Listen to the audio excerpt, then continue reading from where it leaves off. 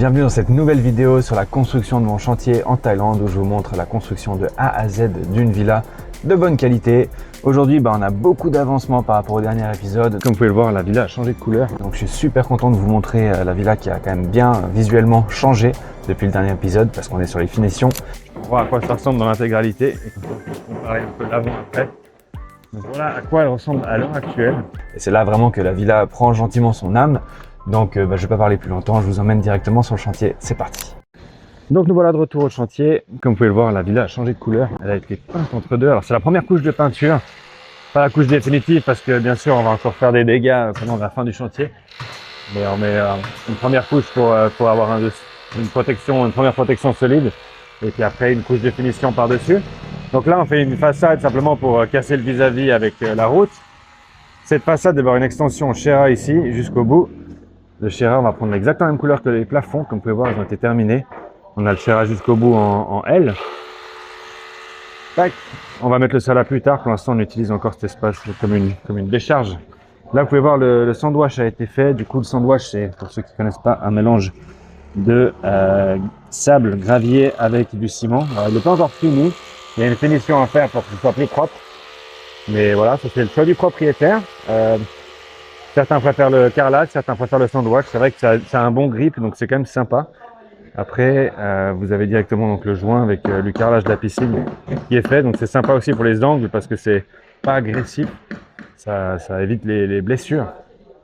Donc ici, bon, l'extérieur n'a pas beaucoup changé à part que les fenêtres sont définitivement installées, les plafonds sont terminés. On a une partie des électricités qui sont là.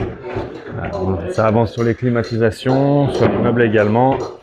Et on a une partie de l'escalier qui a été faite que je vais vous montrer tout à l'heure. Donc là, l'escalier a été fait en sandwich aussi. C'est un peu le bazar, mais ça vous permet quand même de voir à quoi ça ressemble quand c'est presque fini. Et puis, dans les chambres, pareil, on a fait venir ces portes en bois partout. C'est vraiment sympa, c'est des portes qui sont faites à Samui directement, sur mesure. Donc vous pouvez choisir exactement la taille qui vous convient. Comme vous pouvez le voir, les finitions ne sont pas encore terminées. Mais l'installation est en cours. On a nos plafonds comme on les a voulu, avec l'électricité, les climatisations qui arrivent. On travaille sur les finitions directement de la porte. Sorry, thank you.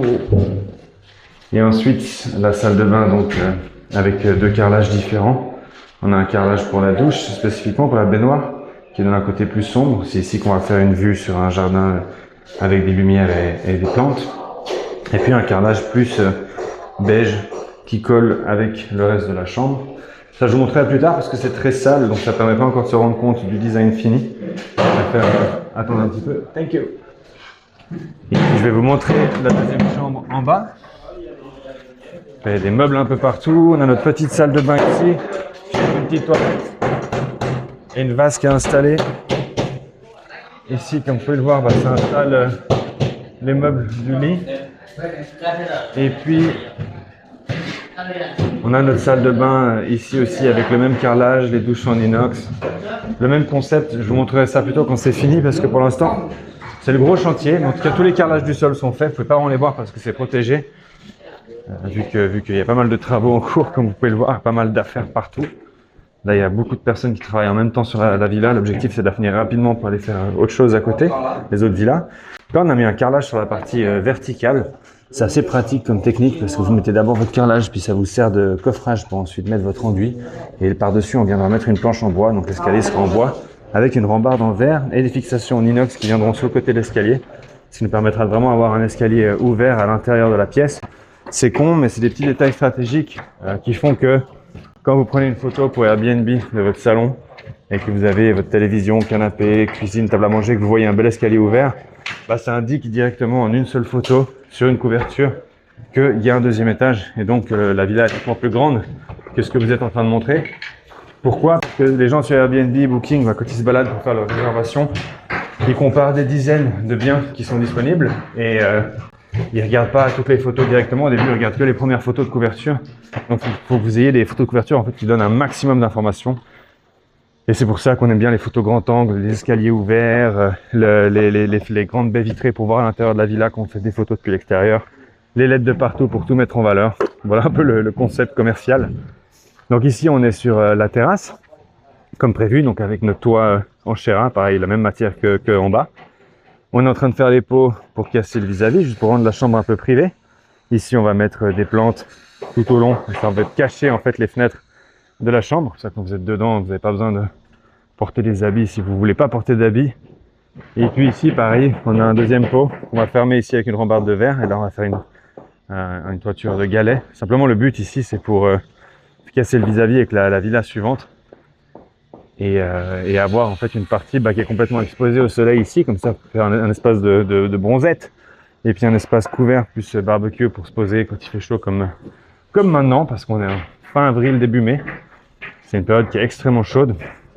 Donc ici, on arrive dans la chambre. Donc la chambre qui a plusieurs accès possibles. Accès depuis l'extérieur, directement depuis le rooftop. Un accès depuis la terrasse. Un accès depuis l'intérieur de la maison. La terrasse étant accessible aussi par l'escalier. Donc en fait, on peut accéder de partout pour tout le monde, ce qui est très pratique, sans déranger qui que ce soit. Et là, donc, on a déjà nos têtes de lit. Alors là, on s'inspire simplement de ce qui marche le mieux sur nos villas actuelles. Donc on reprend des concepts efficaces, des lits avec une tête de lit et des lignes LED ici en verticale et partout sous le lit.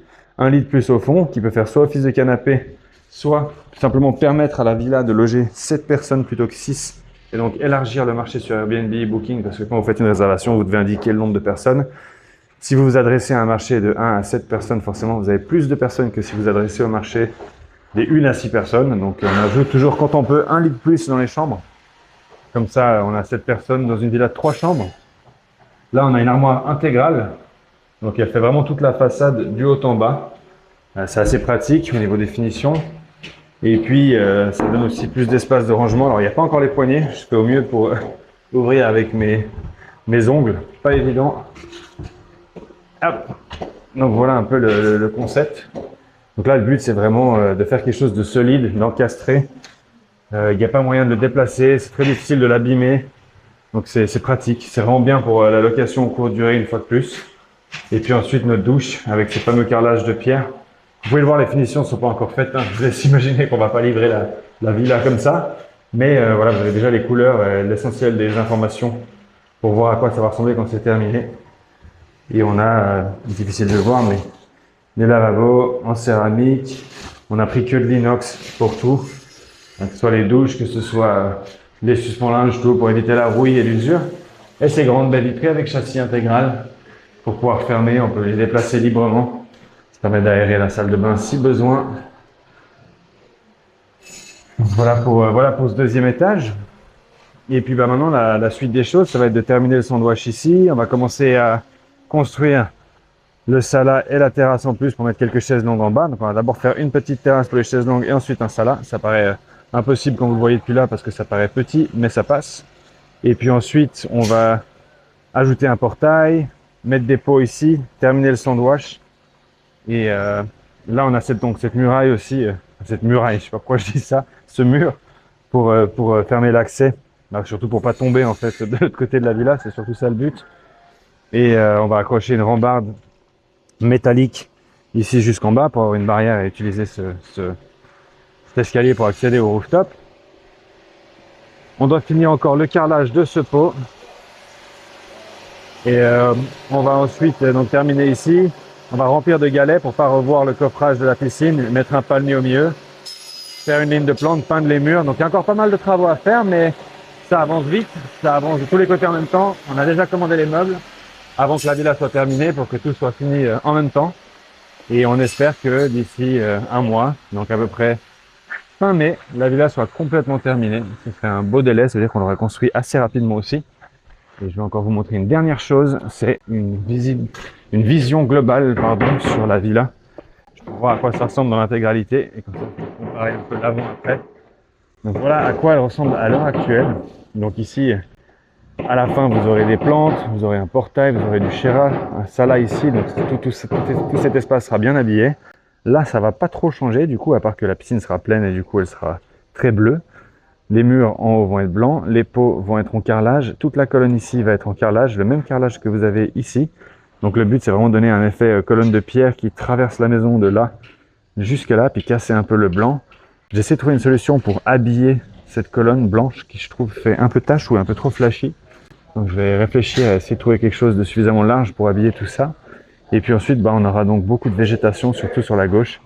Et c'est ça qui va donner la vie à la maison et des meubles à l'intérieur, des couleurs, des LED pour le prochain épisode. Je vous souhaite une très bonne journée. N'hésitez pas à prendre contact, il y a un lien dans la description.